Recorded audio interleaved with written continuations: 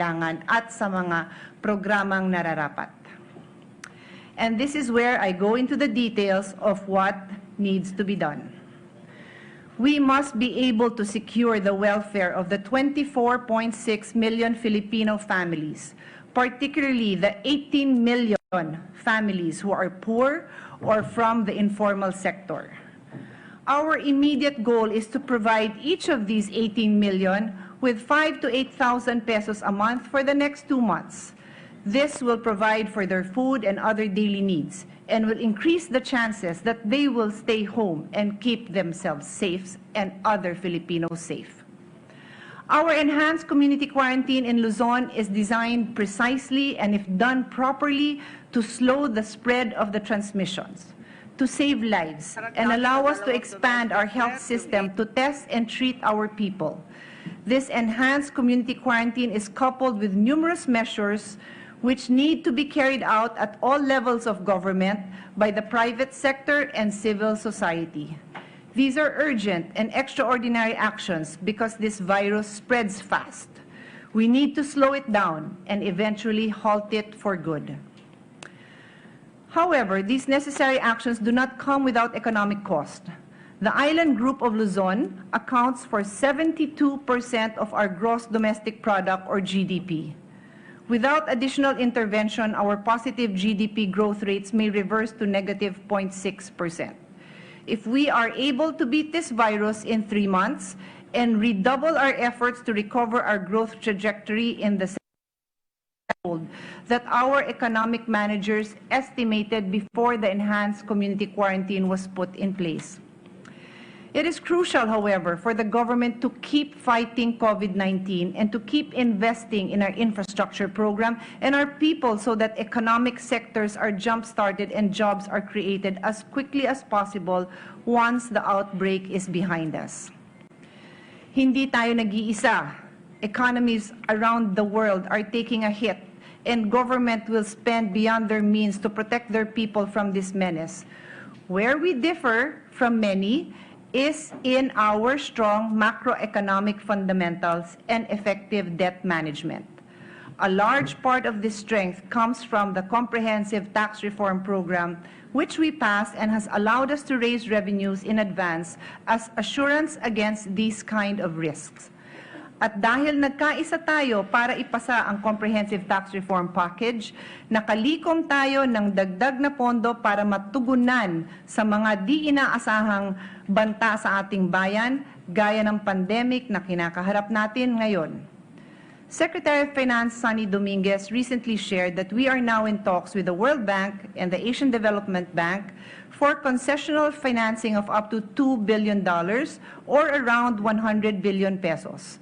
We have also received a grant of $3 million from ADB and a loan of $100 million from the World Bank to fight COVID-19.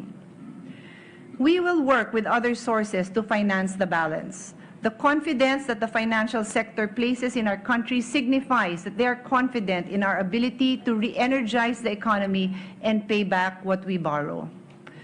It was a very different fiscal picture back in 1997 during the Asian financial crisis, when it was much harder to borrow from the World Bank and the IMF. The national government was in a difficult fiscal position, which led to a fiscal crisis in 2003. In 2009, during the global financial crisis, we tried to gather idle cash from various national government agencies to mobilize a decisive response, but we were prevented by various laws. The lessons must be learned. We cannot address new challenges with tools designed for old ones. This health emergency is a black swan, and our current budget does not account for a challenge of this magnitude, one that is having this much impact in our way of life. We must have the ability to ensure that all 24.6 million families in the Philippines do not fall below the standard needed to survive. The government has done its best within its present means to support low-income families, and we clearly need to do more now. Congress has the power to make that happen. Nakasalalay sa ating pagpapasya ang gagawing pagtugon ng pamahalaan para maproteksyonan at matulungan ang ating mga mamamayan. Some 6.6 million families, or about about 1 in 4 belong to the formal economy and can avail of their savings and other benefits from their places of work to survive.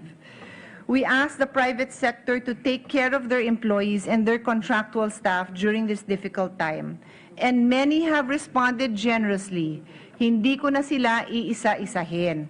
Pero batid natin at ng ating mga mamamayan ang positibong pagtugon ng mga pribadong kumpanya, malaki man, katamtaman o maliit, para ayudahan ang kanilang mga manggagawa, gayon din ang iba pang mga nahihirapang sektor. The remaining 18 million families work in the informal economy or are poor or near poor. If they do not work, they have no income. No work, no pay. Isang kahig, isang tuka, ika nga. These are excruciatingly difficult times, especially for them, and we must do what we can to help. Hindi natin pababayaan ang ating mga kababayan. The bill that I sponsor today proposes to raise enough money to support families for 2 months, so that each of these 18 million households get between 5,000 to 8,000 pesos per month from various national government and local government programs, whether in cash or kind. The exact amount is determined in proportion to the minimum wage of the respective region. There's a chart that shows the details. Among these 18 million families, 4.4 million households are current beneficiaries of the 4Ps or Conditioner Cash Transfer or CCT program. They receive on average around 2,150 pesos per month. So we will just top up their subsidies to reach the proposed 5,000 to 8,000 pesos, depending on their region, so that they can avail of basic food, medicine, and toiletries. Ang dagdag na mga subsidyang ito para sa 4.4 million pamilya sa ilalim ng CCT ay magkakahalaga ng 15.5 bilyong piso bawat buwan. The balance of 13.5 million non-CCT households will get 5,000 to 8,000 pesos in total, also from various national and local government programs, so they can avail of basic food, medicines, and toiletries. Ang ayuda naman sa 13.5 million mahihirap na pamilyang ito na wala sa CCT ay aabot sa 82 billion kada buwan. The total emergency subsidy program will require a total of 97.4 billion pesos per month, or roughly a little bit less than 200 billion pesos for 2 months for all households working in the informal sector, plus 5.1 billion of administrative costs.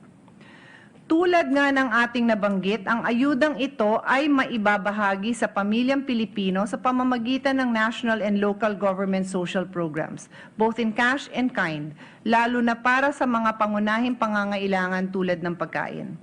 The cost is clearly significant, but we have the cash available.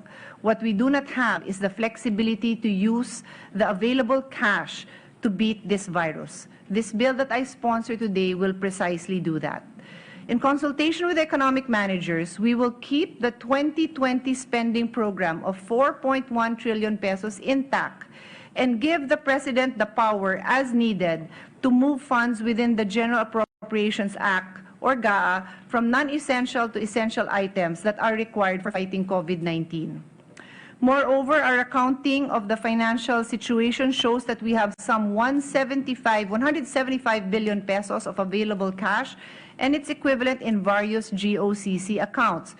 We also have some 100 billion pesos in various national government agencies' accounts outside the Treasury single accounts. The total amount available off budget is about 275 billion pesos. This can be made available quickly to finance the emergency subsidy program. This scheme will allow us to deliver emergency subsidy to the people without affecting our national government's fiscal position. These actions can protect our people and ensure their survival. Looking ahead, the economic team has assured us that they are crafting an economic stimulus plan. The additional public resources that we have identified will, for now, go directly to Filipino families. To get this done, we in the Senate and our counterparts in the House of Representatives must immediately enact special law to allow the President to move and reallocate funds to where they are most urgently needed and create new budget items for new programs so that we can deliver emergency aid to our people without delay. The proposed bill, among others, will accomplish the following. First, it will authorize the President to reprogram, reallocate, and realign any appropriation in the 2020 GAA as may be necessary and beneficial to fund measures that will respond to the COVID-19 emergency, including social amelioration for affected communities and the recovery and rehabilitation therefrom. And second, allocate cash funds and investments held by any government-owned or controlled corporations, GOCCs, or any national government agency as necessary to address the COVID-19 crisis. Under the proposal, any unobligated amount, whether released or unreleased in the budget, shall be considered to have their purpose abandoned or fulfilled as of the date of the declaration of the state of emergency. The balance of these funds as of the effectivity of this act will be appropriated as needed to address and respond to COVID-19 emergency, including the recovery and rehabilitation therefrom. Upon passage, the authority granted under this bill shall be effected for 3 months unless extended by Congress. Bawat linggo, magsusumite ng report ang Pangulo sa Kongreso. Ito'y bahagi ng pagsisiguro sa transparency at pagkilala sa check and balances. Finally, the President shall be authorized to undertake such other measures as may be reasonable and necessary to enable the government to carry out the mandates of this proposal. The proposal also carries other measures to ensure that the President can act swiftly to address the needs of our people in times of crisis. The proposal empowers the President to continue to adopt and implement measures to prevent or minimize further transmission and spread of COVID-19 and to continue testing and observation of persons under monitoring and persons under investigation. We need to sustain these efforts. In these extraordinary circumstances where adherence to the national strategy is crucial to contain COVID-19, the proposal also authorizes the President to ensure that local governments adhere to the declared national policy and strategy while allowing them to continue exercising their autonomy in matters undefined by the national government. The President shall also be authorized when the public interest so requires to temporarily direct the operations of certain facilities necessary to address the needs of the public during the COVID-19 emergency. Ang panukalang ito ay hindi bago o kakaibang konsepto. Atin itong inihain alinsunod sa Article 12, Section 17 ng ating kasulukuyang Constitution. The President shall have the power to continue to protect the people from hoarding, profiteering, injurious speculation, manipulation of prices, product deceptions, as well as cartels and monopolies. This will ensure that our people are not taken advantage of by unscrupulous individuals under strenuous market conditions. Nakalulungkot at nakakagalit isipin na sa gitna ng pagsakripisyo ng lahat ay may mga kababayan pa rin tayo na nakukuhang magsamantala sa kanilang kapwa Pilipino. As time is of the essence in combating this disease, the President may also procure essential goods and services such as medical supplies, rent venues for quarantine centers, and other services needed by the public healthcare system during this health emergency, as an exception to the procurement law. Other powers include extending credit to productive sectors of the economy, liberalizing the grants of incentives for the manufacture and importation of necessary goods and equipment, requiring businesses to prioritize and accept contracts for goods and services necessary to deal with the health emergency, regulating the operation of public and private transportation, regulating traffic on all roads, authorizing alternative work arrangements for employees in the executive branch and, if necessary, in the private sector, and regulating the use of our energy supply. The best way to defeat this disease is to be ahead of it, and these powers will allow the President and our public health authorities to act as swiftly as they need to. Fellow Senators of the Republic, these are extraordinary, trying times. This virus does not differentiate on party, creed, or wealth. It's an impersonal, invisible enemy. Without fear or favor, it infects. And without intervention, it moves very quickly. But I am confident that if we sustain and enhance the measures that we have taken, and if all of us do our part, we will be able to defeat this virus together. Health workers are manning the front lines in this battle. Some have sadly lost their lives. As we said in the past, never has so much been owed by so many to so few. We thank them for their selfless and courageous services. To our factory workers, truck drivers, and storekeepers, and our peacekeepers, we send our deepest gratitude. To those who keep essential services running, the farmers, the fishermen, maraming salamat po. To the many heroes we see and are able to thank, and to the many other warriors who toil without rest or recognition, our collective effort to not succeed without your invaluable work. Sa mayorya ng ating mga kababayan, lalo na yung mga nasa informal sector, sa mga tricycle driver, jeepney driver na nawalan ng pasada, sa mga vendors na nawalan ng mga suki, mga manggagawa, sa mga namamasukan sa arawan, batid namin ang lahat ng inyong sakripisyo at lubos kaming nagpapasalamat sa inyong pag-unawa at pakikisa sa ating pamahalaan. Let us in the Senate do our duty to aid them in this time of great need. And may this country come out of this hour of challenge stronger, more compassionate, and more united. We have the funds necessary to address COVID-19. What we do not have much of is time. By passing this bill, we give the administration the authority to access these funds and move quickly to save more lives. Panawagan ko ang suporta ng bawat isang miyembro ng kapulungan ito. Let us pass this bill with urgency. Bayanihan to heal as one. Thank you very much, Mr. President. Mr. President, Senator Bongo wishes to deliver co-sponsor's speech. Senator Christopher Bongo, all our fears would be irrelevant if the world was ending. Mr. President, I wish to manifest my intent to co-sponsor this measure and express a few points in this time of crisis. Our country is confronted with an invisible enemy that is endangering not only our economy and our society, but the very lives of the Filipino people.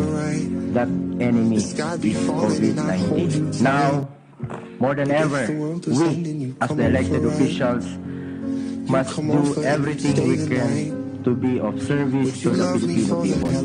The executive and legislative branches of the government must work together to strengthen our efforts in responding to the COVID-19 situation. We, as legislators, must provide the executive branch the authority and the resources to further enhance our government's capabilities to better address this threat. And that is what we have before us today. As Chair of the Senate Committee on Health and Demography, I wish to express my support for the urgent passage of the Bayanihan to Heal as One Act. Isa po ako sa nagsuggest na gamitin ang salitang bayanihan para po magkaisa na tayo. Palihog lang. This bill aims to empower and give the government the flexibility it needs to address the present health emergency. Further, it seeks to grant authority to the President to do what may be deemed necessary in accordance with the law to fund measures to address and respond to the threats of COVID-19 and the economic impact that comes with it. This measure also allows for needed realignments in the budget of concerned agencies so they can prioritize the provision of immediate healthcare needs as well as food and cash assistance to affected Filipinos, particularly those belonging to vulnerable sectors. Katulad ng sinabi ko noon, hindi pwedeng ipagpaliban ang tulong na dapat natatanggap ng mga nangangailangan, lalo na sa panahon ng krisis, tuloy dapat ang serbisyo natin sa bawat Pilipino. As a legislator, allow me also to emphasize to my former colleagues in the executive branch, we are passing this measure out of trust, and we hope that your conscience will guide you in implementing this measure Nagtitiwala kami sa inyong kakayahan at katapatan. In line with granting these resources and the authority and flexibility needed to utilize them as deemed necessary, we want the executive to make sure that this is done in the most transparent manner and that every centavo should be accounted for. Sa panahong ito, hindi man natin mababantayan ang bawat kilos ninyo.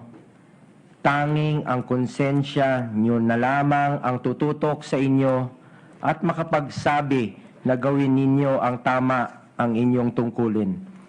Nakabantay parati ang inyong konsensya. Sa ating mga government officials, higit 3 taon ko po kayo nakatrabaho. Alam ko po ang inyong kapasidad at dedikasyon sa serbisyo.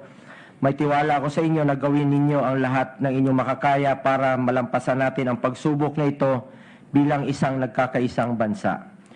Tulad sa Department of Agriculture, gawin natin ang lahat para masigurong walang magugutom na Pilipino habang nilalabanan natin itong virus na ito.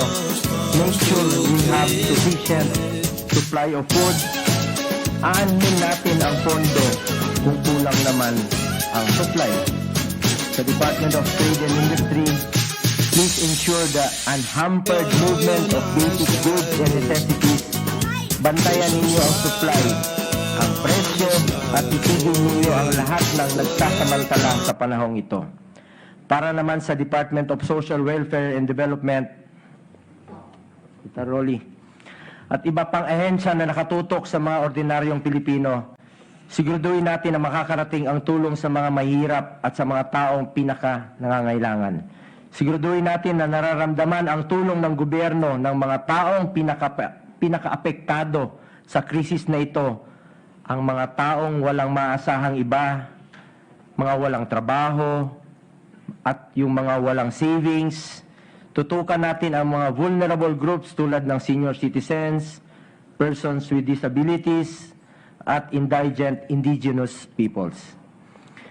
Alalayan rin natin ang mga informal economy workers, mga vendors, public utility vehicle drivers tulad ng mga namamasadang taxi drivers, tricycle, bus, jeep at iba pa.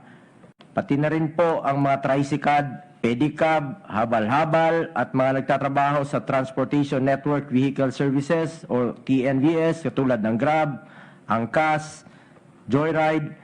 Lalong-lalo na po ang mga kababayan natin na isang kahig, isang tuka, mga daily wage earners na kinakailangang tumigil sa pagtatrabaho para maging ligtas mula sa pagkalat ng sakit na ito.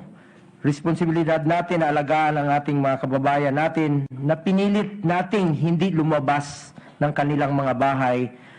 Nag-impose tayo ng strict measures para protektahan ang kalusugan nila, pero hindi dapat doon nagtatapos ang responsibilidad natin sa pag-aalaga sa kanila. We want everyone to stay home, but for that to happen, we have to make sure that we are able to sufficiently provide them with the necessary means to take care of their families and ensure the security they need in order to remain in their homes. Tulad nga na sinabi ng ating Senate President, cash is food, food is security, security is peace and order. Ito ang prioridad na dapat maibigay kapag iniimplementa ang batas na ito.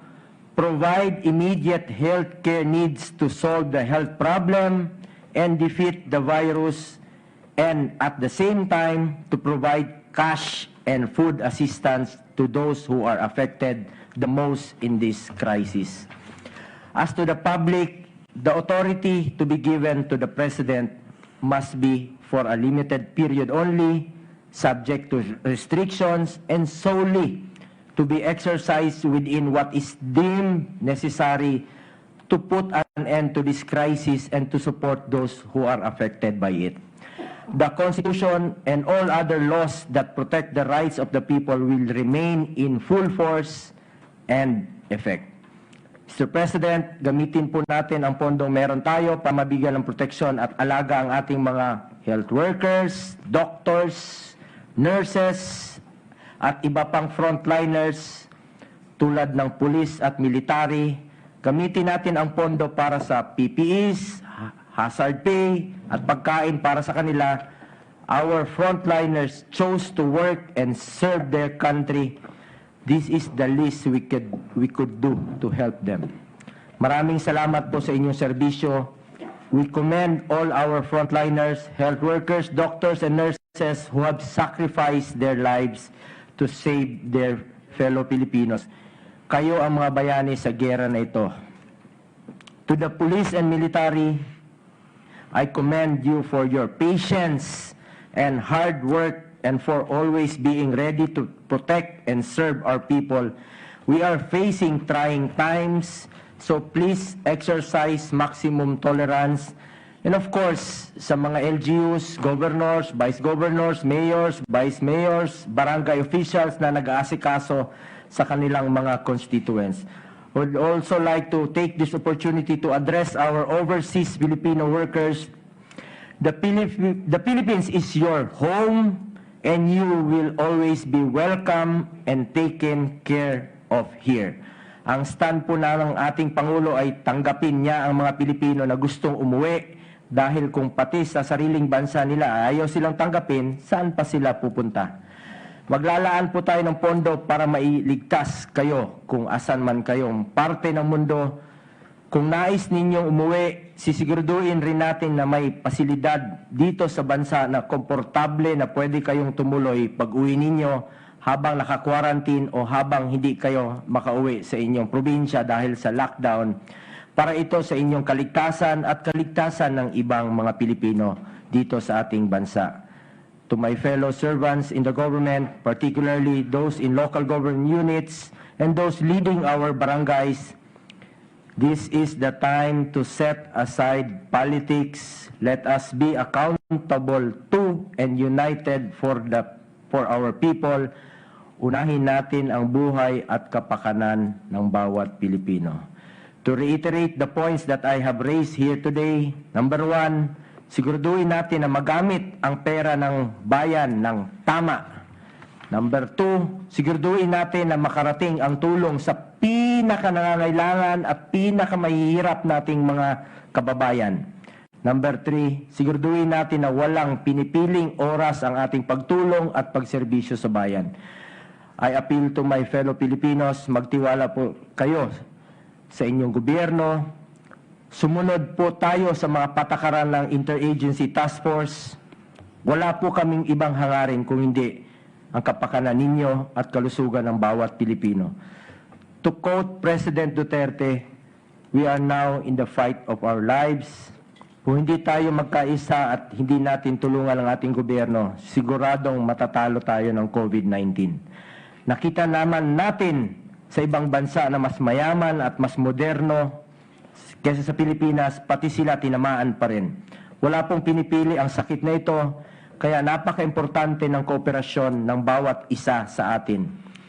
Like the title of this measure, which is the Bayanihan to Heal as One Act, dito natin makikita ang tatag at lakas ng Pilipino kapag nagkaisa at nagbayanihan tayo para sa ikabubuti ng ating bayan.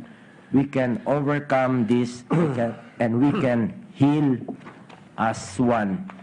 Gaya nga lang sinabi ni Mang Rinaldo Alcala. Talaga kami, pag hindi kami bumiyahe dahil wala kami pira, wala kami pambiling bigas. Mahirap eh. Mahirap pag mahirap. Walang pagkukunan.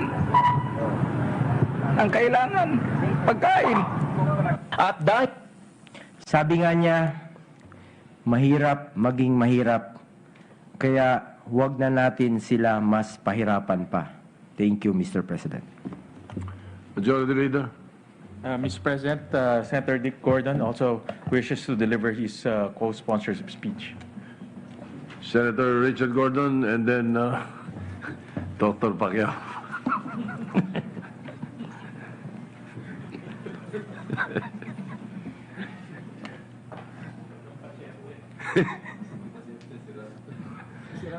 With the indulgence of Dr. Pacquiao, Mr. President, I would like to speak ahead if you don't mind.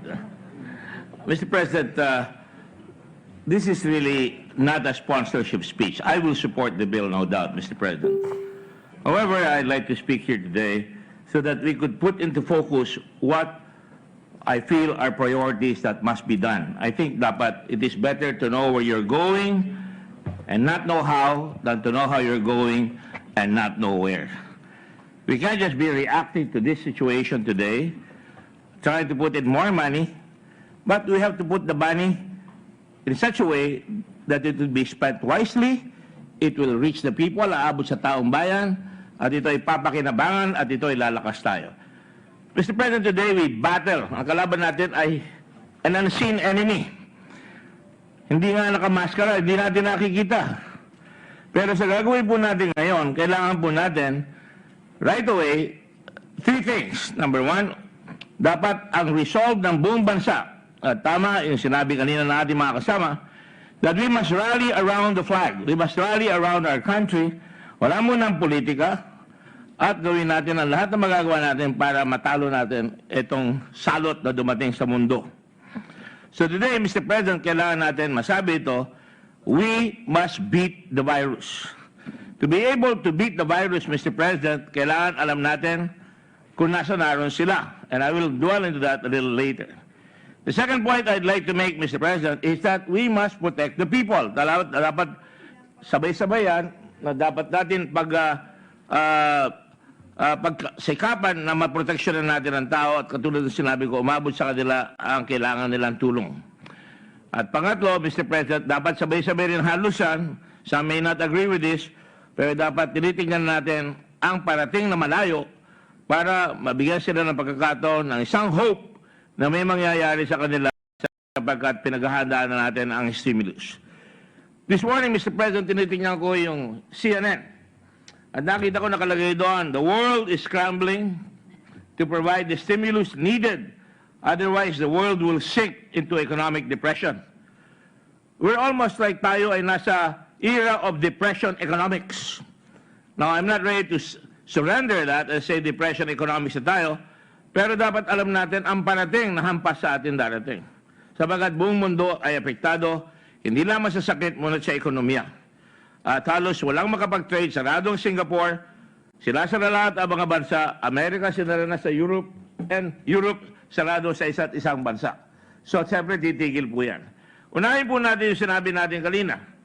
Kailangan tanggalin natin ang maskara ng virus. And so far, nakita ninyo, kapos tayo sa gamit, sinasabi test kits na hindi naintindihan ng tao masyado kung ano yung test kits. Akala natin, pag may test kit ka, malalaman na natin kung nasa naroon kagad yung disease. Actually, the test kits, Mr. President, ay yung tubo na nilalagyan nung sinwab sa katawan ng tao, sa bibig ng tao, saka sa kanyang ilong, at yun ang test kit. Dadalhin po yan sa RITM. Pag dinala po sa RITM, may mga makina doon na magte-test at magsasabi kung positive o negative yung test na yan. Eh, ang problema, doon mga karaan, kaya nakikita nyo, konti lang ang lumalabas. 280, ngayon nasa 300 plus na tayo. Dahil 300 lang ang makina. Pero sa loob ng 2 araw, nakita natin, lumundag na. Lumundag na halos 100 ang dinagdag from 200 at 400 plus na ngayon, 200 na. Bakit? Nadagdagan ng makina. So, ang solusyon, right away, Mr. President, is makapagpasok tayo ng mga makina na talaga makakatulong at buksan natin yung mga ospital na pwede mag-test. Ako, I don't recommend mag-test doon sa ospital, pero sa labas, doon mag-swab at ipasok na lang yung tinatawag na test kit, yung tinest. Ang Red Cross po, magtatayo kami ng testing at ngayon nag-order na kami ng 3 makina para sa ganoon doon sa aming headquarters, baka punta ang tao at by appointment para sa ganoon matetest sila. Baka katulong po yan sapagat 1,000 test kada makina yon, 3,000 test. Sa Cebu, meron na rin pong ginawa ang gobyerno. Doon sa Soto Hospital. Doon po sa ibang lugar, sa Southern Mindanao, meron na rin pong testing capability doon. At so, dadagdagan po yan. Halos 8 ata ang dinagdag ng gobyerno kung di ako nagkakamali ng mga testing. So dapat lalabas na ngayon. Pag nakita na natin yung kalaban natin, hindi natin kalaban yung may sakit, yung kalaban natin na taglay yung kalaban natin, na yung tao na may taglay ng kalaban natin, at least maihihiwalay na natin yan doon sa grupo ng mga tao na wala at mapapagamot na siya kaagad at mababawasan yung human-to-human contact na mangyayari kung di natin siya aalisin sa isang barangay. Sa Korea po, tinanggal nila lahat. Sinugod nila yung Korea doon sa bayan na meron silang ganon. At ang nangyari, bubaksak ko, nag-flatten out yung sa Korea. Nananalo na ang Korea laban sa coronavirus. Sa pangalawang banda po, sabi ko, protect the people. Kailangan po natin protection ng tao. At itong batas na ito, na gagawin natin, will really protect the public. How? There will be more test machines, there will be more money, na yung mga taong nawalan ng hanap buhay, hindi makapasok sa trabaho, ay mabibigyan 18.5 million people, kung di ako nagkamali, ang siyang bibigyan ng pera, iba 5,000, iba 4,500, depende kung nasa raron sila sa ating bansa, yung iba 8,000. Para makaraos kada buwan, sa 2 buwan, na makakabili sila ng kanilang pangangailangan. Dahil wala po silang trabaho ngayon. Ang tinutukoy po natin, lalong-lalo na, ay yung mga nagtitinda sa kalye. Hindi po sila kasama sa formal economy. Pumapasok po doon sa mga kalye, nagtitinda, o yung mga nagtitinda ng puto, yung nagtitinda ng tao sa kalye, o yung mga tao na talagang walang regular salary. Ito po ay tutukuyin natin dito sa batas na ito at dapat may report sa atin. Ito ay merong overarching monitoring para sa ganun makikita natin lahat na umaabot dapat yung pera sa mga dapat kinaukulan. Pero concerned pa rin ho kami. Sa aking banda, kanina po hindi halos ako makatulog kahapon dahil inaalala ko na parang nawawala yung power of the purse dito sa batas na ito. Ang power of the purse po is reserved to Congress, the House of Representatives, and the Senate. Ang power of the purse po, ibig sabihin tayo naglalaan ng pera, nag-appropriate ng pera, at gagasusin doon sa sinabit ng gobyerno na budget, gagasusin yan. Ngunit ngayon, ang mangyayari dito sa batas ito, lahat is off the table. Yung mga government corporations na may mga sobra, pwedeng kunin yung pera ngayon at ilagay doon sa panlaban sa coronavirus. Yung po mga kumpanya, yung mga ating mga katulad halimbawa, sila sabi kanina ni Secretary Dominguez, yung TIESA, meron silang 14 billion hindi ginagamit or 12 billion. At ang mangyayari, kukunin niya ng gobyerno at ilalagay dito sa pondong ito. Yun ang ginagawa ngayon ho at hinahanap natin. Kaya ang hinihingi ko lang katugunan ay yung mga ganun suggestion ni Secretary Dominguez na dito kukunin yung pera at pag nakuha yung pera, dito ilalaan sa mga tao na andito in a program manner. That way, the people are assured na hindi mawawala yung pera. Sabagat alam naman ninyo tayo, very sensitive lahat ng tao ngayon na baka makurakot yung pera. So, we must protect the people also by making sure na hindi naman palagi nasa bahay sila na magkaroon ng pagkakataon, makapagkaroon ng TESDA, mga program siguro sa TV para matuto sila na makapag-bake, makapagupit, o anuman haba para sa gano'n, meron tayong mapupuntahan pagkatapos itong krisis na ito. Ang pangatlo, sa kasabay na ito ay yung stimulus package na sinasabi natin na ginagawa sa buong mundo. The money, the stimulus package must include halimbawa, alam ba ninyo, itong maskara ito, hindi gawa sa atin ito. Isa lang ang gumagawa sa maskara ito sa Pilipinas, yung MedTech na kinuha natin, na tinulungan ko pa magpadala sa China sapagkat may order ang China sa kanila, hindi pa umaabot dito yung coronavirus, pero nakakagulo na sa China. May order sa kanila, nakapagpadala. Dahil dyan, kasama po namin yung sa Red Cross na tumutulong sa amin sa body bags, ginagawa nila yun, at saka yung mga maskarang ganito. At ngayon, wala po tayo niyan. Panahon na, halimbawa, na yung Department of Trade, Department of Investment natin, dapat tumulong para magkaroon tayo ng mga pabrika na magagawa yan. Para makita natin na yung China, nababawasan ng mga industriya, pupunta sa Vietnam, panahon na para agresibo na habulin ng ating bansa yung mga alis sa China at pag-aralan kung pwedeng dali sa ating bansa at dito maghanap buhay lalo na pagka natalo na natin itong coronavirus. Natututo na ang mundo na hindi nila pwedeng put their eggs in one basket of China. Dahil nakita nila kung magkaroon ng epidemya sa China, ay talagang apektado lahat. So, kung ilalagay natin yan sa ibang bansa, right now, nangunguna sa logro ang Vietnam. Nahuli na naman tayo at kung papabayaan natin mahuli yan, talo na naman tayo. At ang mangyayari, umaasa tayo sa importation, umaasa tayo sa mga papadala sa atin na maskara o mga kits. So pag sinabi po natin yan, nakikita nyo na yung mga doktor natin nahihirapan, nakakamatay, makakagawa na tayo ng protective gear nila na yung PPE. Yan ay binibili pa natin abroad. At mahirap kumuha niya ngayon. Kaya kung magagawa yan sa ating bansa, isang halimbawa yan, na kung tayo kikilos, meron tayong magagawa para matulungan natin ating sarili. Of course, there are other businesses that we can put up. We can manufacture shoes again. Of course, sabi, madali magsalita, mahirap magawa. But we must try!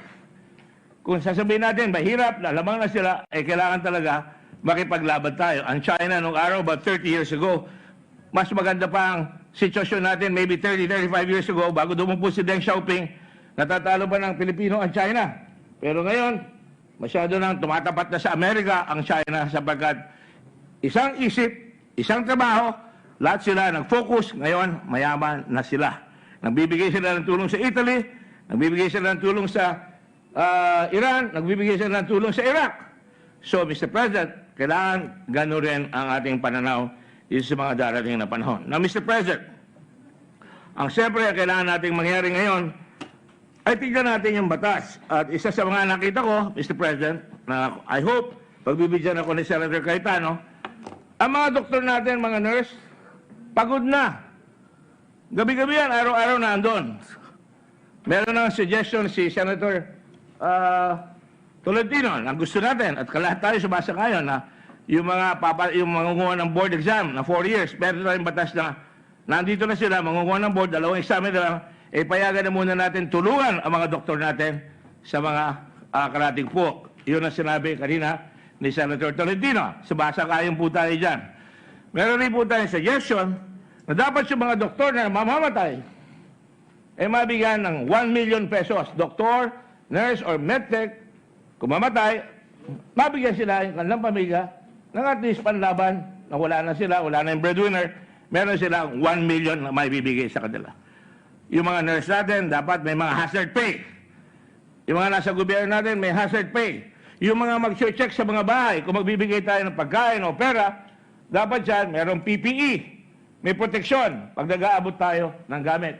So lahat yan, kailangan hanapin natin kung paano natin tutulungan para maibsan na hindi na makadagdag pa sa kukuha ng sakit dito sa laban na coronavirus na ito.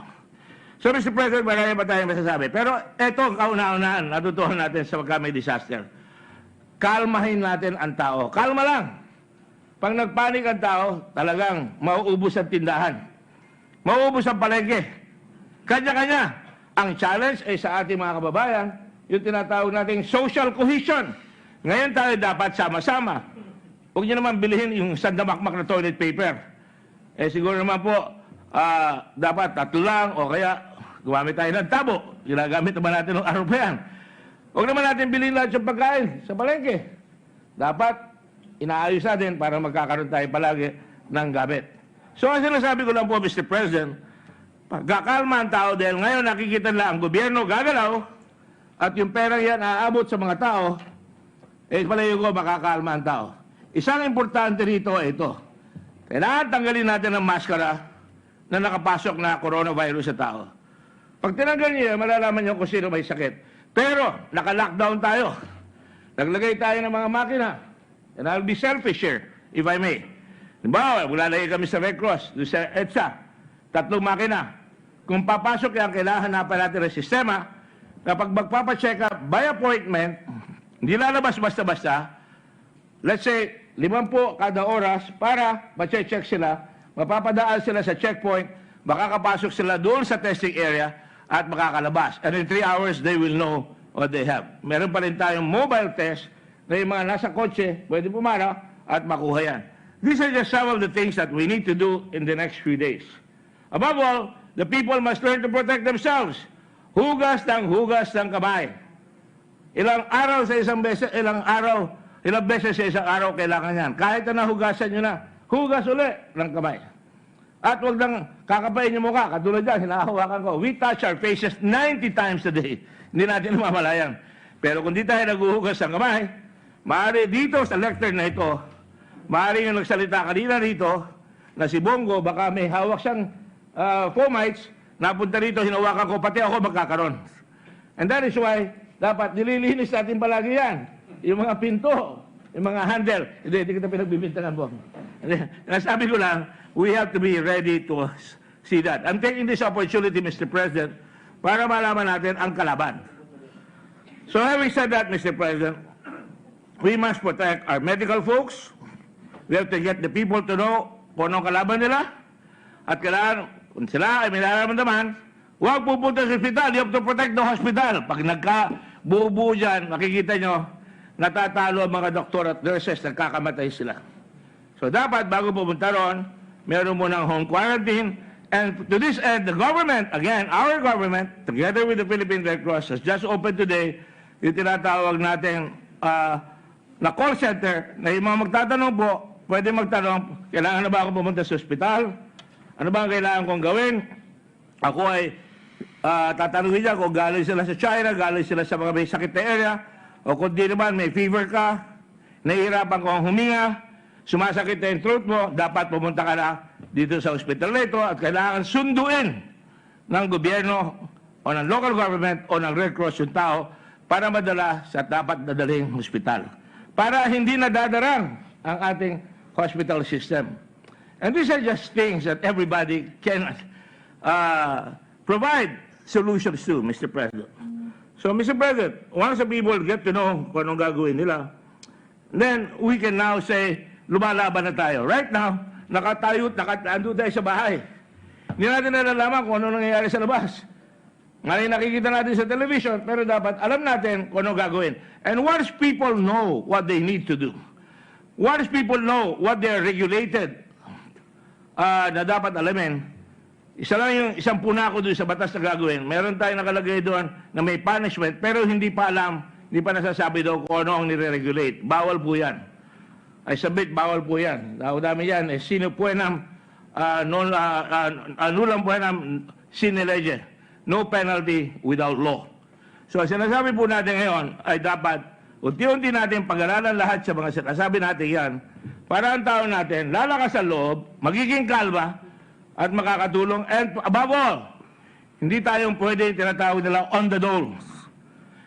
Pakita nyo, lahat ng tao ay pakikipaglaban sa ibang bansa. Tayo ba hindi natin kaya? Kaya rin natin yan.